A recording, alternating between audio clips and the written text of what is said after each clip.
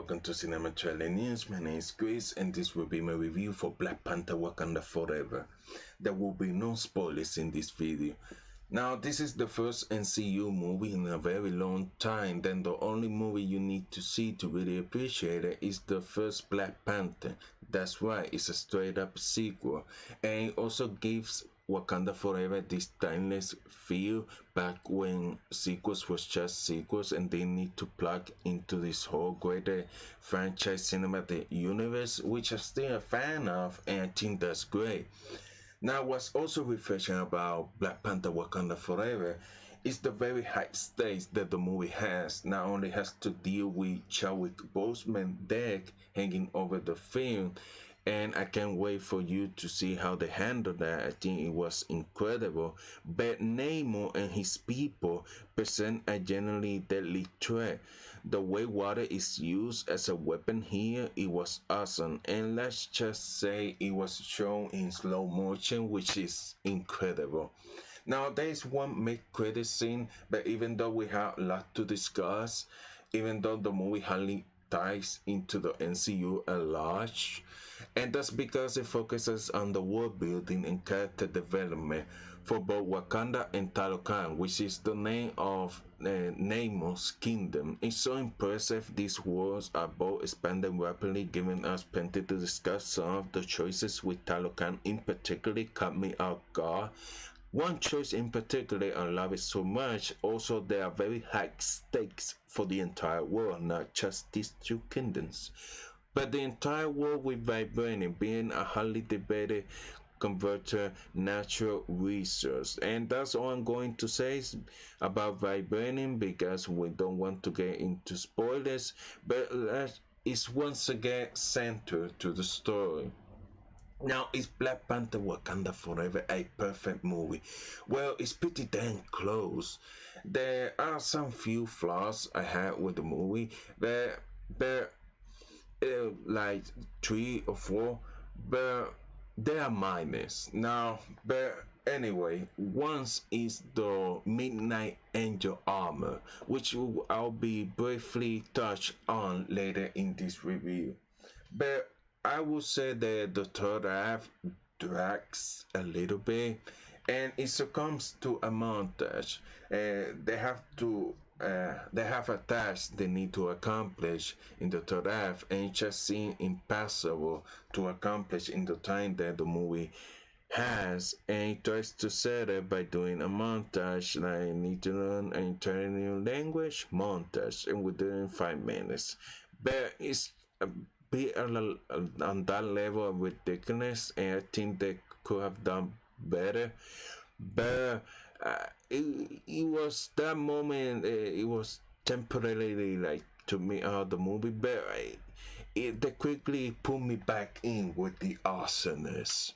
Now, also Tenoch, Namor's underwater kingdom, which, while it's not just for dry, while like Aquaman was done effectively. So, I mean, who cares if Aquaman did it first?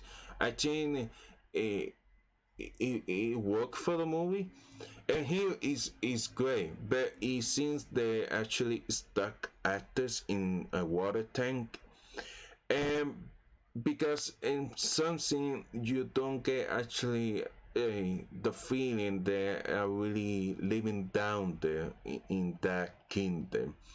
But it was not bad, but it's just in some scenes you don't get that feeling, at least with in comparison. Now, speaking of the VFX, there are a few times, because you know they have to use VFX for most of the underwater sequences, but there are a few times on land when you can tell they are using the volume and just standing in front of a green screen, you know, a very advanced green screen. Thank you very much. But there was one shot with Shuri in particular, and you know when you see it, that was ridiculous. It almost feels like she was inserted in that scene, and it was just silly. But then there are a few shots on the top of the warship where the scope of the movie fell short and the battle seems too small for what it was. Now, but that's good news because on the flip side, it means that for most the entire film, the story does feel grand and Wakanda is people majestic and powerful as ever. And I was happy to be back in Wakanda. It's just a wonderful place. Alright, let's talk about Shuri. Now, it's too bad that Letitia Wright has some personal drama online, but her performance here was phenomenal. And all the recent NCU heroines that have been introduced, and there have been a lot. She and Yelena are my favorites. And it's interesting because Shuri is the exact opposite of Yelena. Shuri is quite touchingly a lot like her brother. She shares a lot of the same qualities: regard, reserve, compassion, but also strong and quite sure. Very good, I think, in being a leader or her way to becoming one. Like T'Challa, she takes calculated risks, and her water still runs deep. Hearing her constantly referred as the princess creates a very type, different type of Disney princess with a very short haircut and thin white frame, which help to put focus more simply as a person than a female hero, and I really like that. And she also delivers a stunning portrayal of someone wrestling with grief and trying to move her hair as best she can. Very moving performance, and I felt her pain throughout the screen. It was incredible. But I think that speaks to everyone because the grief they are dealing with is real because Chadwick Boseman tragically actually died. Now on the flip side, Tenoch Huerta brings Namor to life from the pages of Marvel Comics. And to see him so powerfully in the sea, land, and air, he's got all the elements covered. He was thrilling indeed. He looked so good when he was fighting on the ship and he flew over the top, and I can't wait to see that. And we haven't seen a Marvel villain this good since Force Magneto, and just like Magneto, he kills in the name of protecting his people. That doesn't make it right, but there's a moment where he's showing his kingdom, and you're like, oh, I can wait for Sue Storm to get the tour because of the flirtation is so famous in the comments. Although I had to say I feel a bit of a spark between him and Shuri, although I also think Namor will have a spark pretty much with everyone. He's very charismatic and he knows it, and that's make him dangerous. Now, this is a movie is almost entirely of women besides Namor, and at some points it feels like he's the only center male character. But you know they have Umbaku and Martin Friedman's Kate Ross here, but they feel a little they had little to do and they feel silence. You know, I think in moments when you see how little these two characters had to do, you do feel they are a bit sidelines in the movie. And I wonder if that will hurt the film because I still think the movie has broader appeal. And I will actually think it will have the movie a bit more if they give Baco more to do. But I heard the movie it does well because it's an incredible movie. But whoa, Angela Bassett, Daniel Guerrero, and Dominic Thorne, all powerhouses, both of the incredible scenes and the strength of personality. They bust to the screen. Angela Bassett has a genuine shot of an Oscar nomination for her work here. Okoye is incredible as ever. So impressive. She often called by the Avengers, and here you see why. But she has a very emotional role, and they give Daniel Guerrero a lot to work with. And she did an incredible job. Ruby Williams has some trouble connecting with fans in the comics since the day she was introduced, but Cougar and Thorne's version of the character, I feel much better about her upcoming Disney Plus shows. I'm a big Tony Stark fan, and you may like, I miss Tony Stark, but I was like, you know what? I actually feel that his legacy is in good hands with this version of Ruby Williams.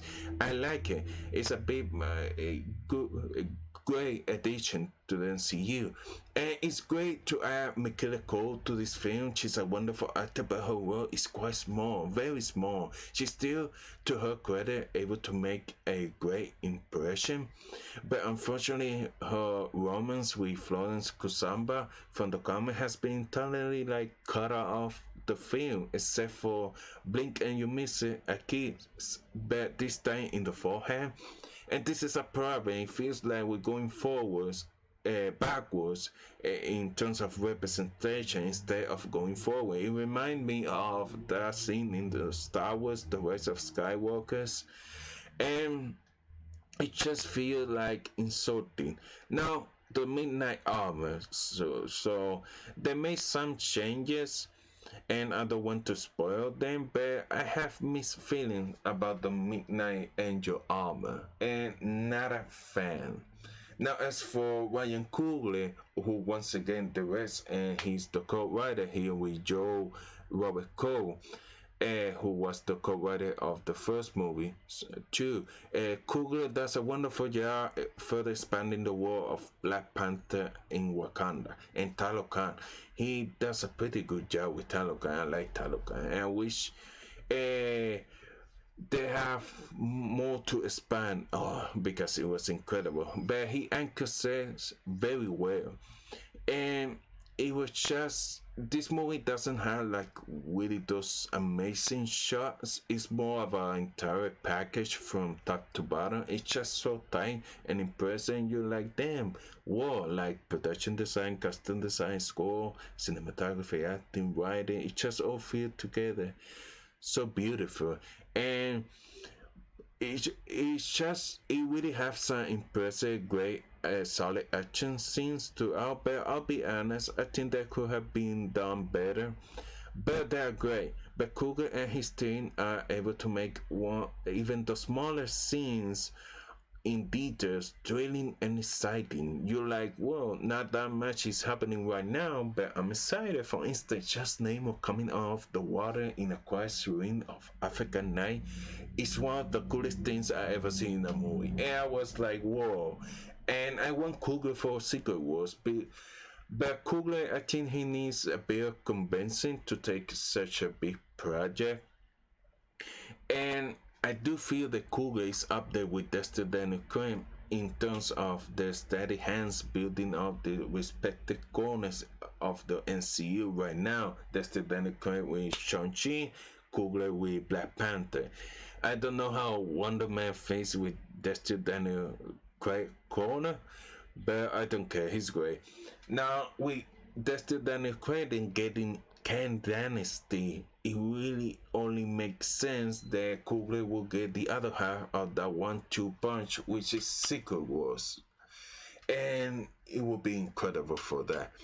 Now, just go and watch this movie. It truly is an experience that you have to see for yourself. And that's my review for Black Panther Wakanda Forever. If you enjoyed this video, hit the like button.